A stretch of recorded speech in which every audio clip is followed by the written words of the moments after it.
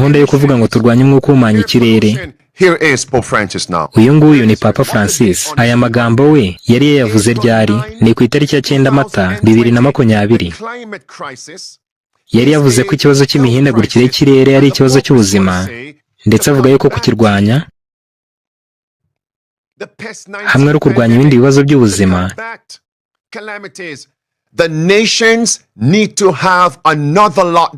ibihugu bikeneye kugira izindi guma mu rugo no kuruhuka ku munsi w'icyumweru dimanche. Mbere yuko mbereka ibyo ngibyo, nimwumve hano.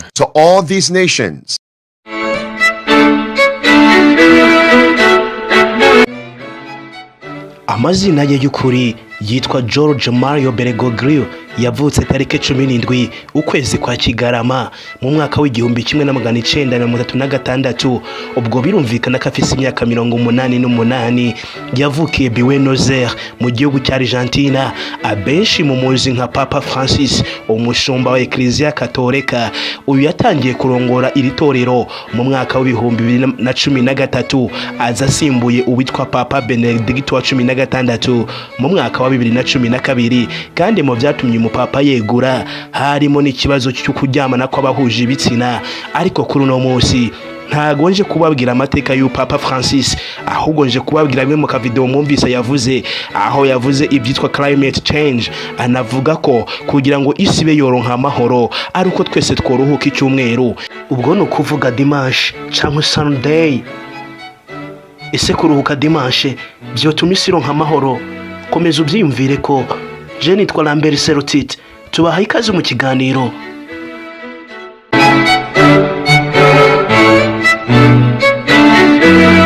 Mu kiganiro cy'ubuheze twavuze kuri Babylone. Nyuma yaho Nebukadinezari apfiriye, abami bakomeje gusimburana mu gutegeka Babylone. Ariko reka mbabwire uko Babylone yaje guhanguka bifitaniye isano no kungene iyi si yacigiye kuranduka. Turaza kubona amabara uwo mwami yakoze bigatuma Babylone ihanguka, n'amabara umwami ari ubu atwara Babylone yo mu buryo bw'impwemu, mu buryo buri spirituel, mu buryo buri spiritual, azokora bigatuma Imana ihaguruka kuko ikozwe mu jisho. Ese uwo mwami yatwara Babylone bwa nyuma ya kera agakora Imana mu jisho yitwa nde? Yakoze iki? Aho ni hamwe. Ese umwami ari ubu atwara Babylone yo mu buryo bw'impwemu, yo mu buryo buri spirituel, agiye nawe kuzokora Imana mu jisho yitwa nde? Azokora Imana mu jisho gute? Komeza ubyiyumvire ko, komeza kandi nkurikire tujane. Berusheza niwe mwami yatwaye Babylone bwa nyuma. Yari umwuzukuru wa Nebukadinezari.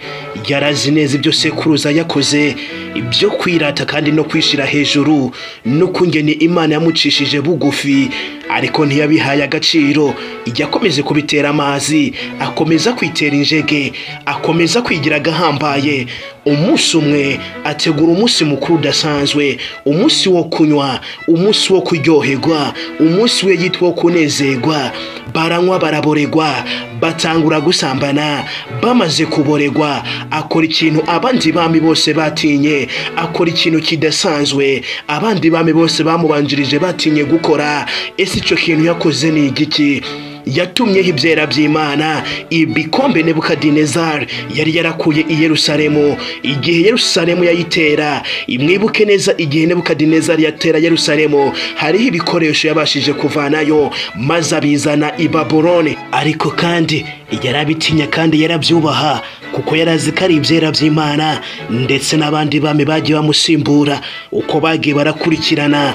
Ibi byera by'Imana barabyubahirije, baririnda kubikoraho. Ariko uyu mwami w'igitangaza, umwami atagira icyo yubaha, umwami Berushaza, atumaho ibikombe ibyera by'Imana, atangira kubinyweraho n'inshoreke ziwe. Bamaze kubinyweraho, mu gihe bari muri iyo nyubako, bagiye kubona ikiganza kidasanzwe cyandika ku ruhome, cyandika amajambo adasanzwe, amajambo adasobanutse kuri Berushaza, amajambo yamuteye gushidikanya mu mutima wiwe. Mu gihe bari bariko baranywa bakaboregwa bagahimbaza ibigirwamana byabo, nta kiganza kigeze candika. Yewe n'igihe bariko barasambana bigera kure, nabwo nta kiganza kigeze candika. Ariko gato gusa gukora ku vyera vy'Imana, ikiganza cahise candika. Mu yandi majambo, konona ivyera vy'Imana bimeze nko gukora Imana mu jisho, nayo ihita ihaguruka. Ikiganza canditse amajambo agira ati men tekel ufarisine. Mene bisigura ngo Imana iharuye imyaka umaze uri ku ngoma, iyishize ku iherezo. Tekeri bisobanura ngo wasuzumwe ku munzane basanga ntushise. Ufarisine cyangwa parisine, ubwami bwawe urabwatswe, buhawe Abamedi n'Abaperesi.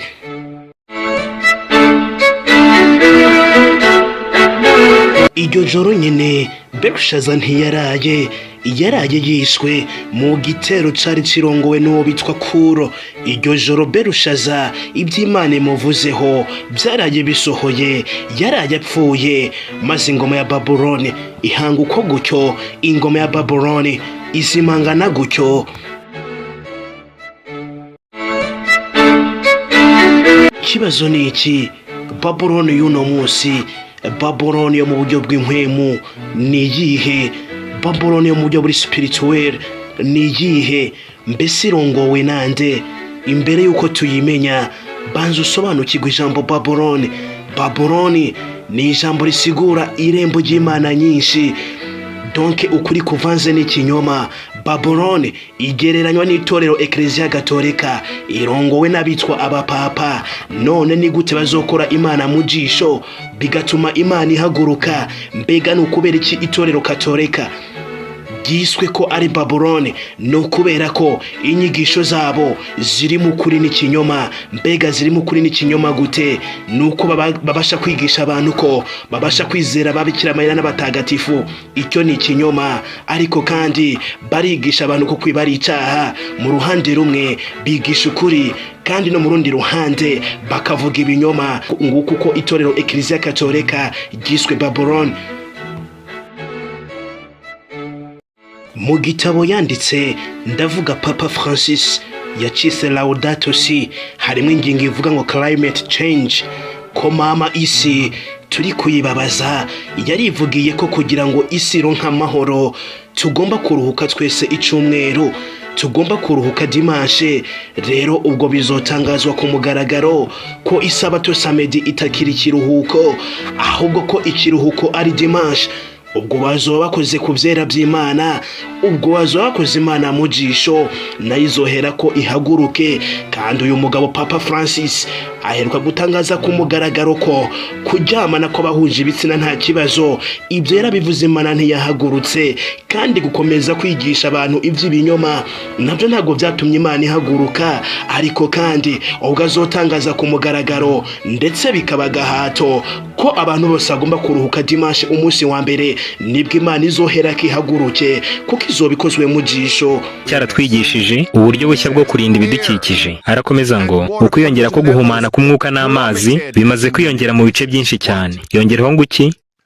Ngo dushobora kurwanya uku guhumana k'umwuka n'amazi binyuze mu gushyiraho guma mu rugo. Arakomeza hepfo aravuga ngo ubwo Kiliziya Gatolika y'i Roma yizihizaga isabukuru ya Laudato Si, aregwa urwandiko rwa gishumba rwa Papa Francis, yongeye kwibutsa isi yose ko ikeneye kurinda ibidukikije. Uretse gato, ngo kurinda iki? Kurinda ibidukikije. Paragraph number 237. Nshuti zanjye rero, paragarafu ya 237 muri urwo rwandiko Laudato Si, ni iki Papa Francis yavuze? Yavuze ko tugomba kwita ku bidukikije kandi tukita ku bakene. Avuga ko mu gukora ibyo, isi yose ikeneye ikiruhuko cyo ku munsi w'icyumweru dimanche. None ubwo ni iki? Ibi bihugu byasinye amasezerano mpuzamahanga yo kwirinda icyorezo yateguwe n'ishami ry'umuryango w'abibumbye rishinzwe ubuzima mu isi, bafatanyije n'umuryango w'abibumbye. Mu by'ukuri ni iki bagiye guhatirwa gushyira mu bikorwa?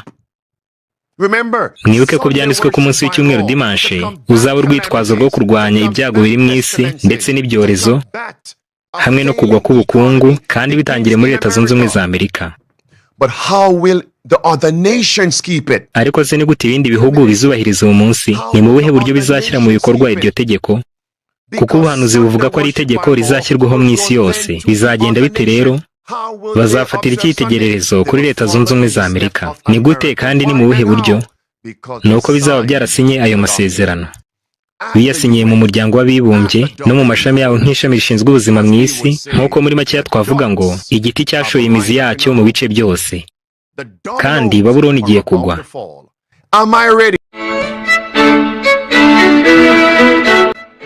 Ibyo avuze ni ukuri, Babuloni iri hafi kugwa. Dimashi igiye kuba agahato ku bantu bose. Ibyo ukazobona bitangajwe ku mugaragaro, ndetse bikaba agahato uzomye ko Imana ikozwe mu jisho. Ubwo Yesu azoba ari hafi kugaruka. Reka ndabareke musigare muri kuvyiyumvira ko jewe tuzohure mu kiganiro cy'ubutaha. Mwari kumwe na Lambert Serotit. Shalom, hasta la vista.